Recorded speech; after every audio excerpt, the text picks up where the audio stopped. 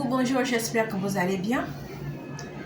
Il y a, on peut dire, un patient qui ne like pas, qui ne commande pas, mais qui vient quand même en inbox pour me demander c'est quoi un mécanisme inconscient. Je vais expliquer les choses un peu de manière simple. Lorsque je parle de mécanisme inconscient, je vais prendre le cas du déni, surtout du déni de grossesse. Vous savez, nous avons une petite fille ou une femme qui ne désire pas tomber enceinte.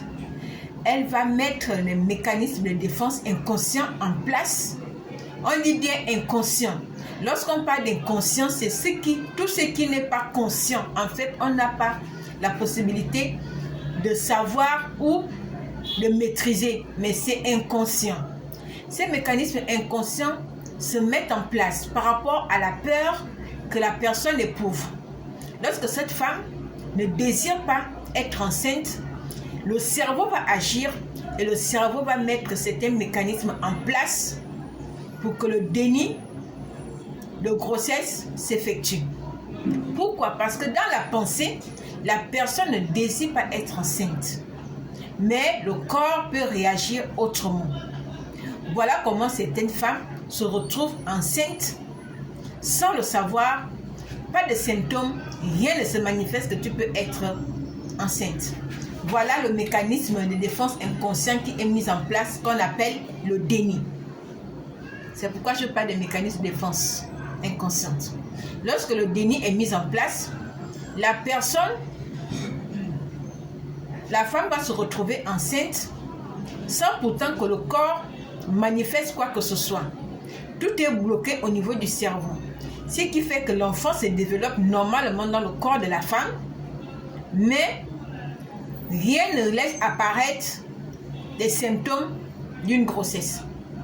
La personne peut toutefois vivre sa vie normalement, se comporter normalement, tant plus qu'au niveau de ses pensées, il n'y a rien qui puisse apparaître qu'elle peut être enceinte. Elle a tout bloqué au niveau de sa pensée et le cerveau agit ainsi. Or, lorsque la personne découvre ou manifeste un petit symptôme, ou si on dit à une personne, à cette femme, qu'elle est enceinte et qu'elle déclenche cela au niveau de son cerveau, automatiquement, le corps va agir et la grossesse va apparaître. Ce qui arrive souvent à certaines femmes qui viennent en consultation à cause du déni de grossesse. Elles viennent en consultation. Pourquoi? Parce qu'elles se retrouvent enceintes à 8 mois. Elles découvrent qu'elle est enceinte. La grossesse fait déjà 8 mois.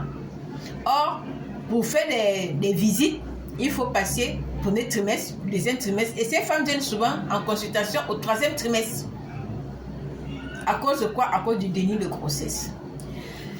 Nous, j'interpelle toujours de consulter sur le plan psychologique. Pourquoi j'insiste sur des consultations? J'insiste sur des consultations parce que le corps humain, on le découvre jour après jour. Personne ne peut dire qu'on connaît systématiquement la manifestation de son corps. Lorsque vous êtes en situation, je peux dire, en situation... Bon, le terme, je n'arrive pas à trouver le terme. Lorsque vous avez une situation, par exemple, je vais prendre juste un exemple, parce que j'ai marché avec des exemples. Lorsque vous avez les tailles de fruits et que vous consommez ces fruits, la personne qui est équilibrée sur le plan physique, par rapport à son estomac, par rapport à son corps, va consommer ces fruits sans pourtant manifester un malaise lors de la digestion. Mais une autre personne qui va consommer les mêmes fruits peut avoir des malaises par rapport à la digestion parce qu'il y a un fruit qui ne passe pas par rapport à son estomac. C'est pareil sur le plan psychique. Il y a des gens qui sont équilibrés. Lorsqu'un événement arrive, la personne peut très bien passer, très bien manifester la situation sans problème sur le plan psychique. Mais il y a d'autres. Face à cette situation, la personne peut manifester un déséquilibre. C'est-à-dire, tu n'as pas pu consommer l'événement et cette situation te met mal à l'aise. Tu peux être dans la peur, l'angoisse ou la culpabilité. Et cela, à long terme, peut te causer des problèmes. Tu peux rentrer dans la dépression. C'est pourquoi j'insiste de consulter sur le plan psychologique. Consulter en psychologie, consulter les psychologues. Bon, ce qui m'amène à vous parler des mécanismes de défense inconscient. C'est-à-dire, ce sont les situations, lorsque nous sommes face à une situation, on peut mettre des mécanismes en place. Et ces mécanismes ce sont des défenses par rapport aux peurs que nous éprouvons, par rapport à l'angoisse. Consultez sur le plan psychologique. Ne restez pas avec vos difficultés, avec vos souffrances, avec vos angoisses. Sur ce, que Dieu vous bénisse. Merci.